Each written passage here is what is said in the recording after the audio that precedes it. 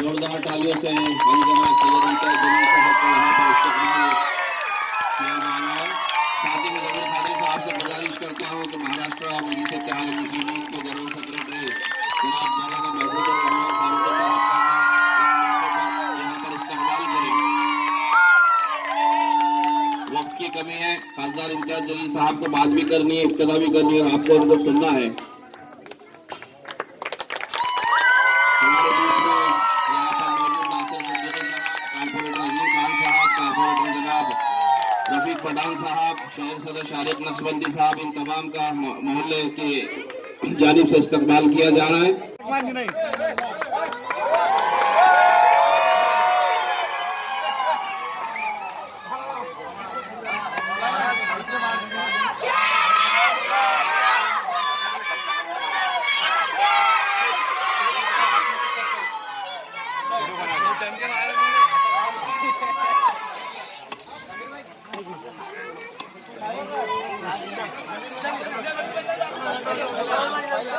भैया इधर देखो।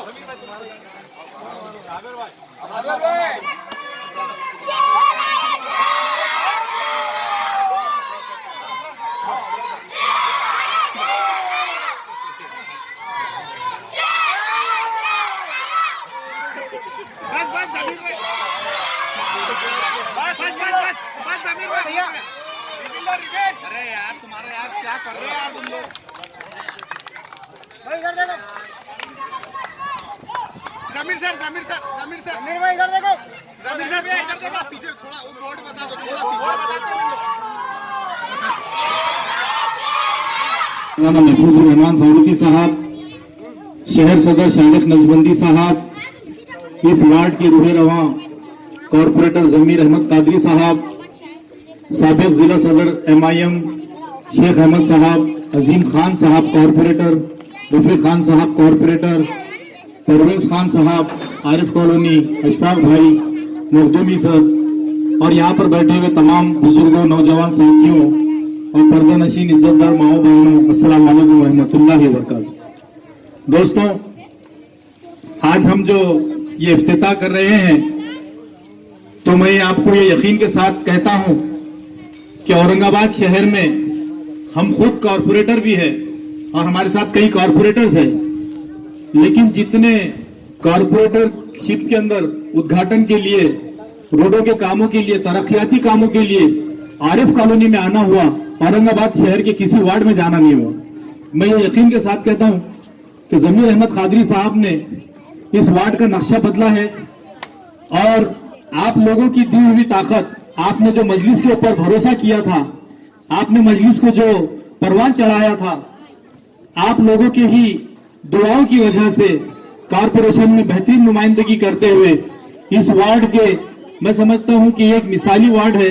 हम तमाम कॉरपोरेटर्स के अंदर मैं जिम्मेदारी से कहता हूं कि अगर सबसे ज्यादा कहीं काम हुए, आज कॉरपोरेटर नहीं होने के बावजूद अपने इलाकों में तरक्याती काम भी कर रहे हैं और लोगों के बीच में मौजूद भी है। तो इसी वजह से आज मजलिस इत्तेहादुल मुस्लिमीन को बदनाम करने के लिए तरह तरह के हथकंडे अपनाए जा रहे हैं, लेकिन आप लोग जब तक मजलिस इत्तेहादुल मुस्लिमीन के साथ में है, इंशाअल्लाह मजलिस इत्तेहादुल मुस्लिमीन आगे भी आपकी ऐसे ही खिदमत को अंजाम देते रहेगी। बुजुर्गों, दोस्तों और साथियों, यहाँ पे मेरे कायदे मोहतरम इम्तियाज जलील साहब भी यहाँ तशरीफ फरमा है। कोई वक्त ऐसा नहीं रहता कि जब कोई कारपोरेटर उनसे मिलने जाए तो उनके वार्ड के हालचाल, वहाँ के तरक्याती कामों के बारे में, वहाँ के लोगों के मसाइल के ऊपर बात नहीं करते। वो हर वक्त सारे कारपोरेटर्स को कहते हैं कि आवाम के बीच में रहो, आवाम की खिदमत करते रहो। जब तक यहाँ पर इलेक्शन नहीं होते, जब तक ये हमारी जिम्मेदारी है कि यहाँ के लोगों के काम करते रहे, और इंशाअल्लाह मुझे उम्मीद है कि आने वाले वक्तों में भी आप लोगों का हमेशा जिस तरह पिछले तीनों चारों वक्त हमने देखा, भरपूर मजलिस इत्तेहादुल मुस्लिमीन को आपका सपोर्ट रहा, इंशाअल्लाह आइंदा भी जारी रहेगा। शुक्रिया, खुदा हाफिज। स्टेज पर तशरीफ फरमा मेरे आपके बल्कि महाराष्ट्र में मुसलमानों की क़यादत करने वाले आली जनाब इम्तियाज जलील साहब, हमारे पास एक आलिम दीन और मजलिस इत्तेहादुल मुस्लिमीन के रियासती जनरल सेक्रेटरी मौलाना महफूजुर रहमान साहब, हमारे शहर के ज़िला सदर इमाम के समीर साजिद बिल्डर साहब, शहर सदर शारिक नक्शबंदी साहब, मध्य असम्बली हल्के से इलेक्शन कॉन्टेस्ट करने वाले और हमारे ग्रुप लीडर नासिर सिद्दीकी साहब, कारपोरेटर शेख अहमद साहब, रफीक चीता साहब, अब्दुल अजीम साहब, परवेज साहब, मखदूमी साहब और तमाम जिम्मेदारों, मैं यहाँ पर चंद बातें करने के लिए आपके सामने खड़ा हूँ। वैसे आप जानते हैं कि शायद आरिफ कॉलोनी एक ऐसा वार्ड है जहाँ पर 25 वर्षों में पिछले कोई तरक्याती काम नहीं हुए थे। मेरे और आपके कायद आली जनाब बैरिस्टर असदुद्दीन अवीसी साहब ने ख़ास तौर पर इस इलाके में आकर जो वादे किए थे कि अगर 3 महीने में हिलाल और जलाल कॉलोनी में पानी नहीं पहुँचा तो मेरा कारपोरेटर रिज़ाइन कर देगा, और इंशाल्लाह हमने 2 दिन पहले वहाँ पानी पहुँचा दिया था। आज हिलाल और जलाल में मेरा ये चैलेंज है कि आप घर के बाहर एक ड्राम बता दीजिए। मेरे आने से पहले हर घर के बाहर ड्राम होता था और लोग सड़कों पर, कांधों पर और गाड़ियों में पानी ले जाते थे और हंडे लेकर पीते थे। मैंने बहुत तकलीफें उनकी देखी, लेकिन अल्लाह ने वो मसला हल किया। काम तो सिर्फ अल्लाह की ज़ात करती है, खाली नुमाइंदगी लोग करते हैं, वो उनके थ्रू काम करवाता है अल्लाह ताला। बात करूँगा कि औरंगाबाद में मजलिस इत्तेहादुल मुस्लिमीन ने जब कदम रखा तब से मैं और मेरे साथ के बहुत से साथी जुड़े हैं और हमने देखा है कि पिछले 7 वर्षों में जो चमत्कार यहाँ पर देखने को मिले हैं शायद इससे पहले 70 वर्षों में कभी लोगों ने देखा नहीं था। कल ही की बात है, इस बात पर गौर कीजिए। मैं जो बात करने जा रहा हूँ कि 2 दिन पहले एक सेकुलर नाम नेहाद पार्टी के एक जिम्मेदार शख्स ने ये दावा किया था कि इम्तियाज जलील ने अगर 7 काम बता दिए तो वो रिजाइन कर देंगे। आज मैं वो 7 काम बताने जा रहा हूँ, बल्कि उनके 70 काम बता सकता हूँ, लेकिन 7 बता रहा हूँ। बस उनका काम है कि उन्होंने रिजाइन की तैयारी करना। तालियां बजाइए इस बात पर। पहला काम उनका औरंगाबाद से नाम नेहाद सेकुलर जमातों को खत्म कर दिया, आपको भी खत्म किया, आपकी भी जमानत जब्त करा दी और आपका वजूद मिटा दिया। ये पहला काम है इम्तियाज जलील का। दूसरा काम उस जलील खातून तस्लीमा नसरीन का, जिसको औरंगाबाद की सरजमीन पर पैर रखने नहीं दिया, वो था इम्तियाज जलील। ये दूसरा काम है।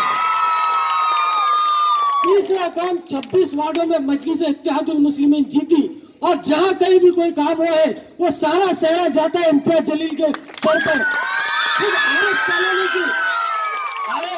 की हर रोड हर गली में चीख चीख कर बता रही है कि ये काम इम्तियाज जलील का है। आज जमीन आदमी कह रहे हैं कि आरिफ कॉलोनी का काम इम्तियाज जलील का है।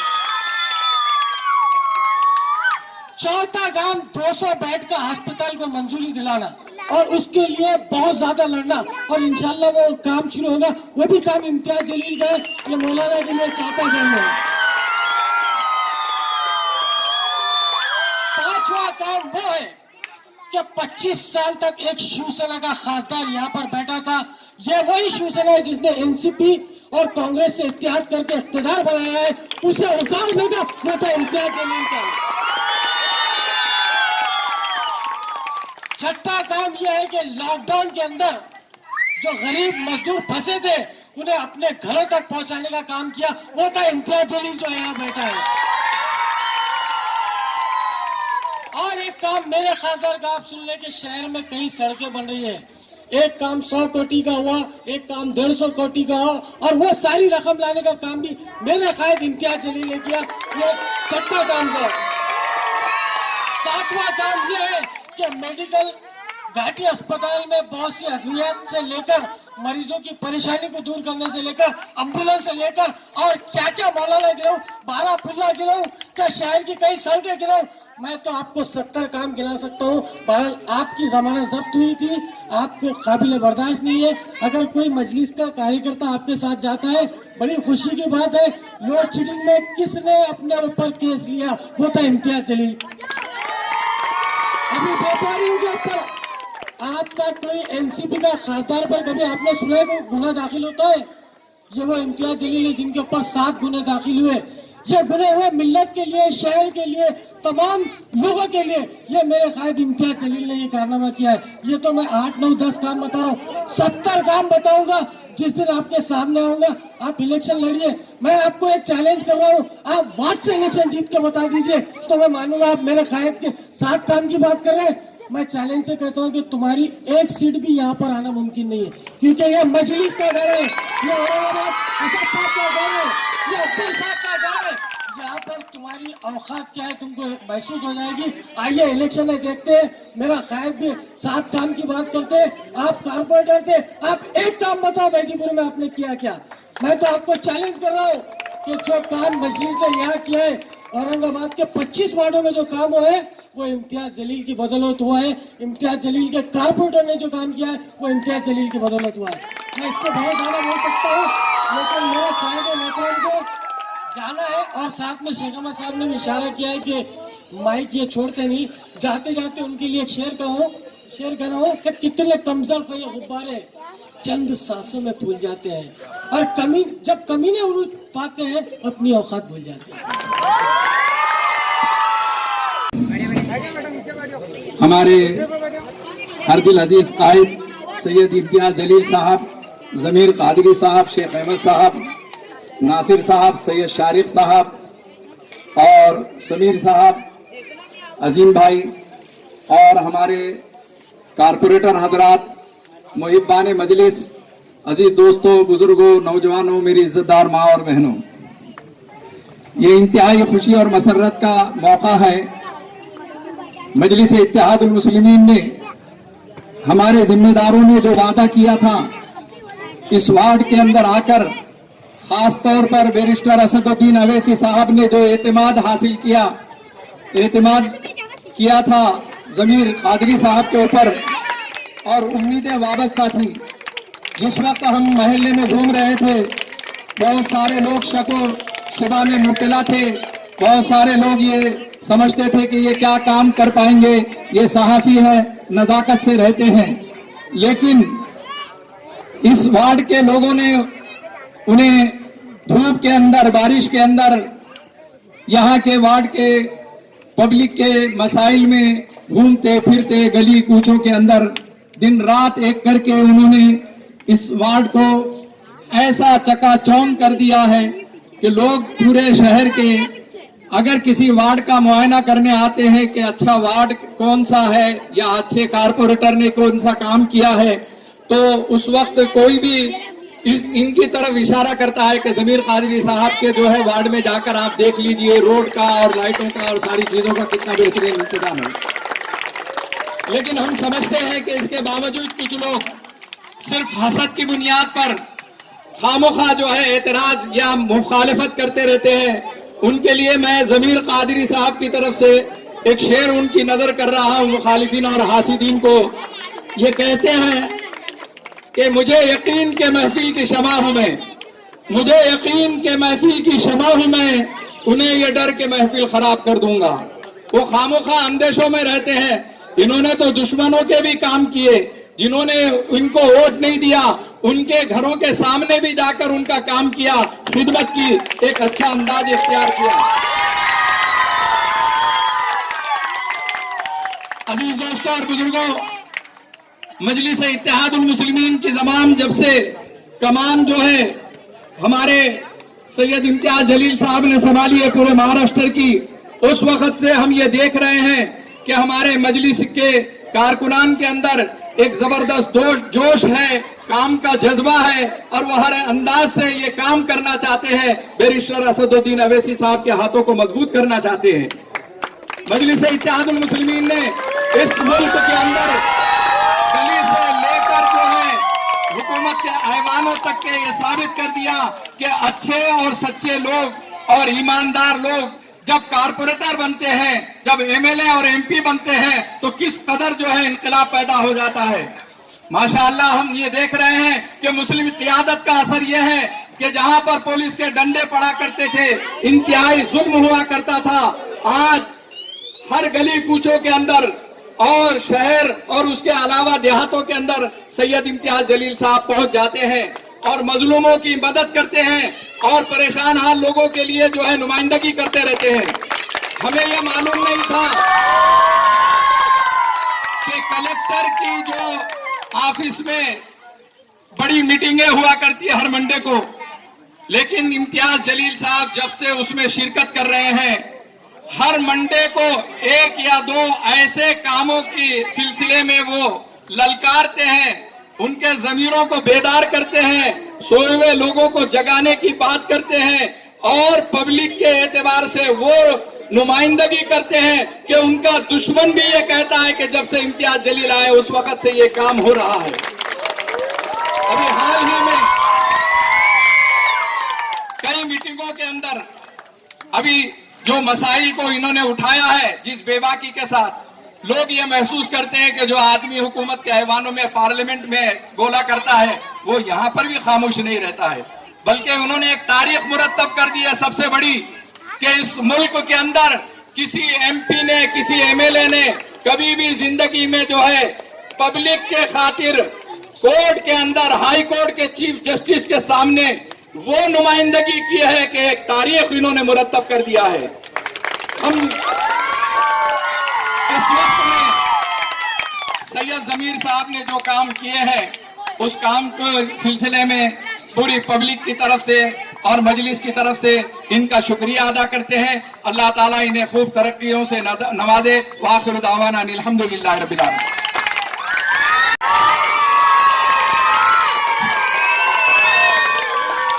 अस्सलाम वालेकुम। स्टेज पर मौजूद मजलिस इत्तेहादुल मुस्लिमीन के रियासती जनरल सेक्रेटरी मौलाना महफूजुर रहमान साहब, इस इलाके के हमारे होनहार कॉरपोरेटर जमीर कादरी साहब, जिला अध्यक्ष समीर साजिद साहब, शहर अध्यक्ष शारिक नक्शबंदी साहब, नासिर सिद्दीकी साहब, शेख अहमद साहब, रफीक चीता साहब, अब्दुल अजीम साहब, इस इलाके के हमारे बुजुर्गों, पर्दा नशीन हमारी माएँ और बहनें, नौजवान साथियों और जोश से भरे जिन्हें कुछ पता नहीं सिर्फ चेहरा देखकर तालियां बजाने वाले ये मेरे छोटे छोटे दोस्तों,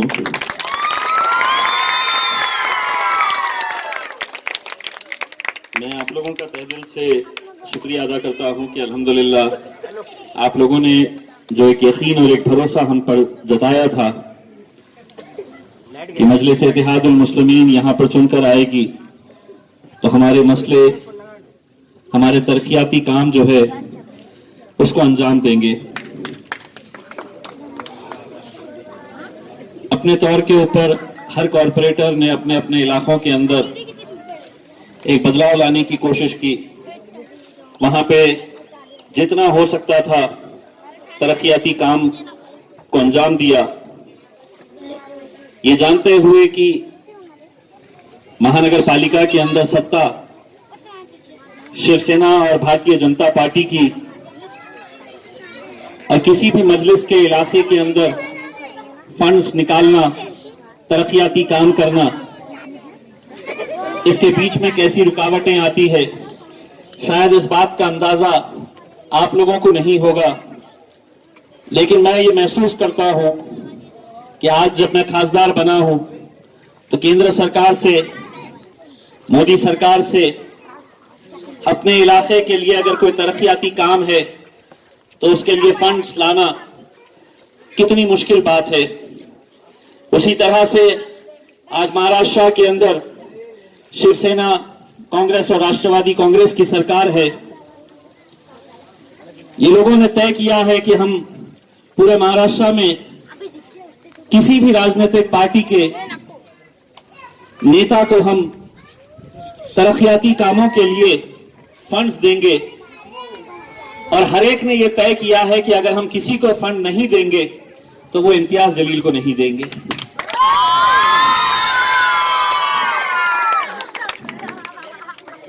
ये इसलिए कि कहीं ना कहीं उन्हें इस बात का अंदाजा है कि जिस औरंगाबाद शहर के अंदर न जाने कितने सालों से हमें इतना पीछा रखा गया था। जब भी इलेक्शन आते महज हिंदू मुसलमान किया जाता, मंदिर मस्जिद किया जाता, औरंगाबाद संभाजी नगर किया जाता, और इन्हीं मुद्दों को लेकर हमें इतना पीछे ढकेल दिया गया था कि आज से 5-7 साल पहले जब मैं इसी इलाके के अंदर जब आया था तो मैं देखता था कि यहां पर इतनी आलीशान इमारतें हैं, एक से एक बिल्डिंग्स यहां पर बनी हुई है, लेकिन पानी का मसला है, यहां पर अच्छी सड़कें नहीं है, यहां पर जो इंफ्रास्ट्रक्चर होना चाहिए वो नहीं है। धीरे धीरे जमीर कादरी साहब ने अपने तौर के ऊपर बहुत सारी गलियों के अंदर काम किया।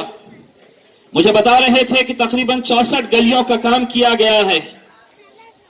उनके 5 साल के इस दौर में हो सकता है कि अभी भी कुछ गलियां बाकी रहे, लेकिन कई ऐसी सियासी जमातें हैं, कई ऐसी सियासी पार्टियां हैं जिन्हें हमने पिछले 70 सालों तक मौका देते आए हैं। हमें तो महज एक 5 साल का वक्फा मिला था। हमने ईमानदारी के साथ कोशिश की, और सिर्फ जबानी तौर के ऊपर नहीं, हमने कौन कौन से काम किए हैं हर कॉरपोरेटर से अपने तौर के ऊपर लिखित रूप के अंदर हमने मंगाया, हमने देखा। इसके बावजूद भी हम ये मानते हैं कि कहीं ना कहीं कुछ ना कुछ दिक्कतें रही होगी, कुछ ना कुछ काम बाकी रहे होंगे, लेकिन इंशाल्लाह आने वाले वक्त के अंदर हम वो काम को भी अंजाम देंगे। मैंने खुद ने जब खासदार बना, मेंबर ऑफ पार्लियामेंट, आप लोगों की दुआओं और आप लोगों की मेहनतों की वजह से बना, तो मैंने तय किया था कि आने वाले वक्त के अंदर मेरा खासदार का जो फंड होता है उसके जरिए मैं ये काम करूंगा। लेकिन आप लोगों को खुद पता होगा कि आज से तकरीबन 2 साल पहले ही नरेंद्र मोदी साहब ने यह फैसला लिया कि हम एमपीज को 1 रुपया भी नहीं देंगे। कोरोना के नाम के ऊपर यह पैसा पूरा रोक दिया गया।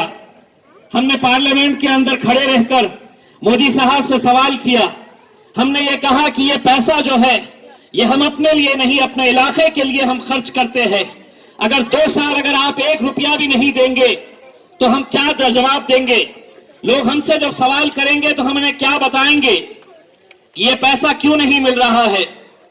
तो मोदी साहब ने कुछ कहा नहीं, लेकिन शायद उनका कहने का मकसद ये था कि जिस तरह पिछले 7 सालों से मैं सिर्फ जबान चला रहा हूं, आप लोग भी सिर्फ जबान चलाइए।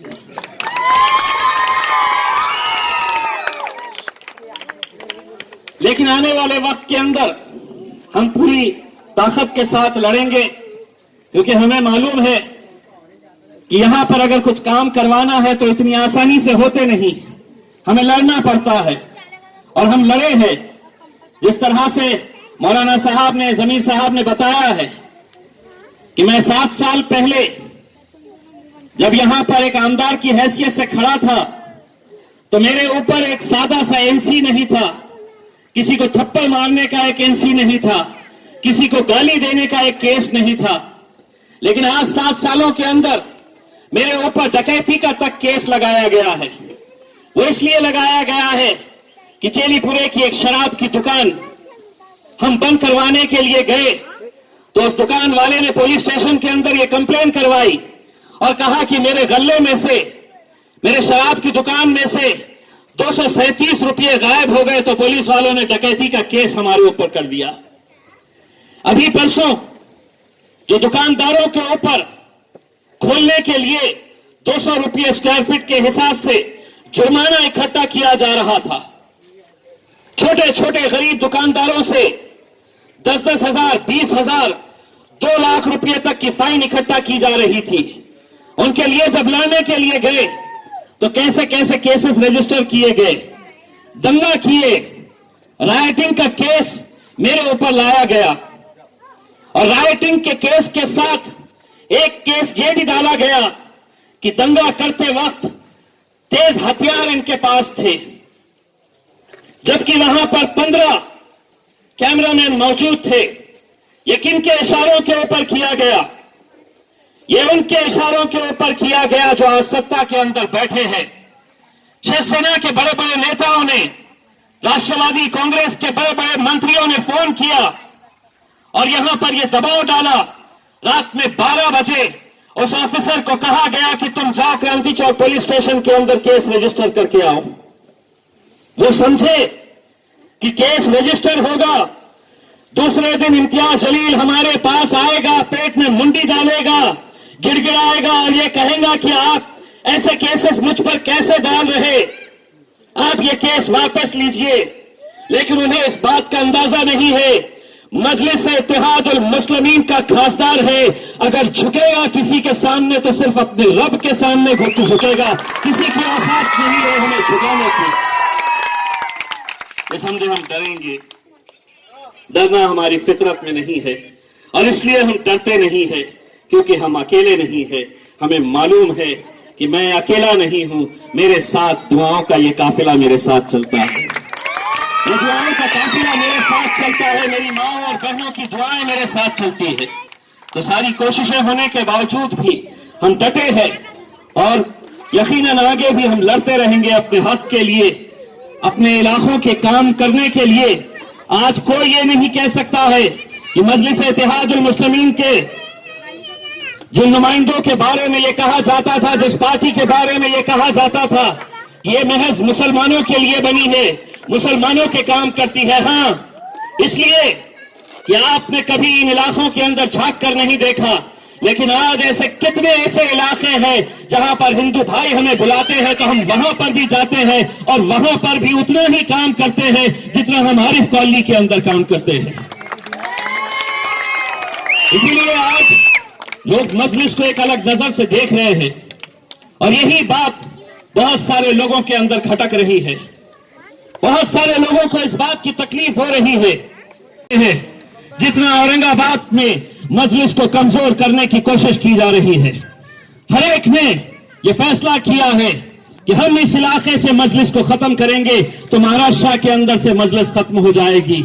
महाराष्ट्र के अंदर से क्या, मैं आपको यकीन दिलाता हूं, जिस मजलिस ने महाराष्ट्र में औरंगाबाद के इस इलाके के अंदर आप लोगों की दुआएं, आप लोगों की ताकत की वजह से हम लोगों ने पहले ही वक्त में 26 कॉर्पोरेटर्स चुनकर लेकर आए, एक आमदार चुनकर लेकर आए, आप लोगों की दुआओं की वजह से एक खासदार चुनकर लेके आए। पूरे महाराष्ट्र के अंदर अगर कोई एक मुस्लिम एमपी चुनकर आया है तो वो अल्हम्दुलिल्लाह आपका बेटा, आपका भाई, आपका दोस्त इम्तियाज जलील चुनकर आया है।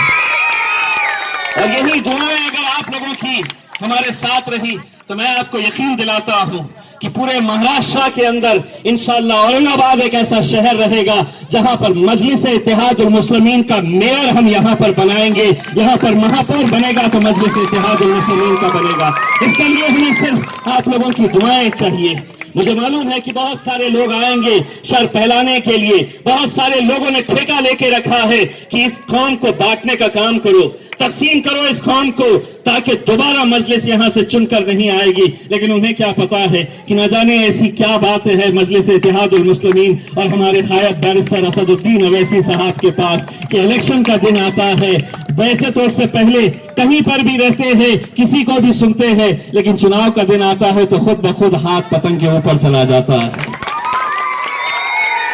और ये करके दिखाया है, ये आप लोगों ने करके दिखाया है। इसी का नतीजा है कि जो कभी ख्वाब में भी सोचा नहीं जाता था, जो कभी सोच भी नहीं सकते थे कि औरंगाबाद जैसे इलाके से कभी एक एमपी चुनकर आ सकता है। यहाँ पर जो बुजुर्ग बैठे हैं उन्हें डॉक्टर रफीक जकरिया साहब याद है, उन्हें अंतुले साहब याद है। इस शहर के अंदर किसने हराया था अंतुले साहब को, जकरिया साहब को? तो गैरों ने नहीं हराया था, अपनों ने ही हराया था। लेकिन जिस वक्त यह एहसास हुआ कि अगर हम बढ़ जाएंगे तो हम खत्म हो जाएंगे, कौम एक ताकत बनकर जब खड़ी रही तो अल्हम्दुलिल्लाह हमने 30 सालों के बाद दोबारा यहाँ पर अपनी क़यादत जिंदा की है और इंशाअल्लाह आगे भी आप लोगों की दुआएं रही तो हम करते रहेंगे।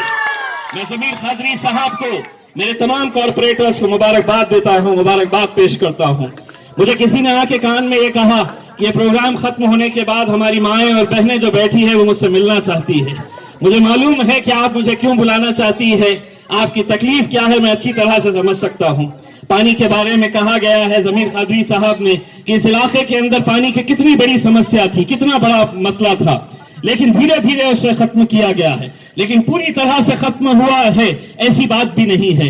मैं आपको यकीन दिलाता हूं कि जो 80 करोड़ रुपए की जो स्कीम औरंगाबाद के अंदर शुरू की गई है, उसका काम बहुत तेजी से चल रहा है।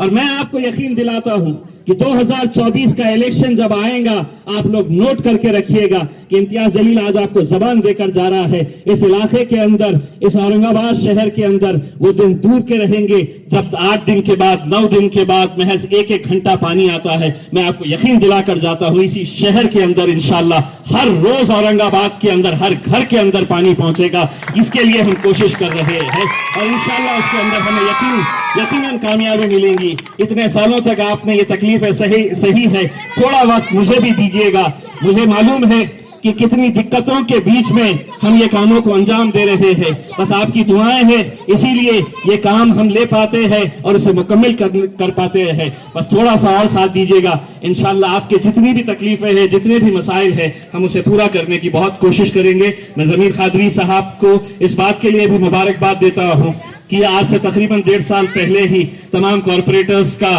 पूरा टेन्योर खत्म हो गया है। ये ज़मीर कादरी साहब के पास ही ये कला है और उनके शेर व शायरी का असर है कि वो कमिश्नर के पास बैठ के 2 शेर क्या सुना देते हैं, 3-3 गलियों का काम लेकर आ जाते हैं और कर डालते हैं इसमें।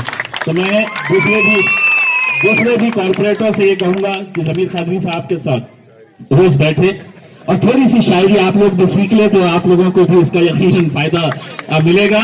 और मैं भी कोशिश करूंगा कि ज़मीर कादरी साहब 1-2-4 शेर मुझे भी अच्छे सुना दे, तो मैं वहां पर दाढ़ी वाले साहब को भी सुना कर आऊंगा वहां से, और वहां से भी काम निकलवा कर आऊंगा। बहुत बहुत शुक्रिया। अल्हम्दुलिल्लाह।